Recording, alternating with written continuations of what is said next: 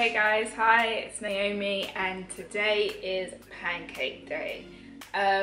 So I'm actually going to try a little recipe making pancakes using coconut flour. This reason is because I'm on an eating plan at the moment where basically I'm not eating flour or dairy, only like milk. I kind of stick to vegan proteins, or I have like almond milks. And I'm not actually eating oats because I find that it makes me really bloated. So often if you look online and see like vegan pancake mixes, they use a lot of oats. So I've looked up a recipe that actually doesn't use oats but uses coconut flour.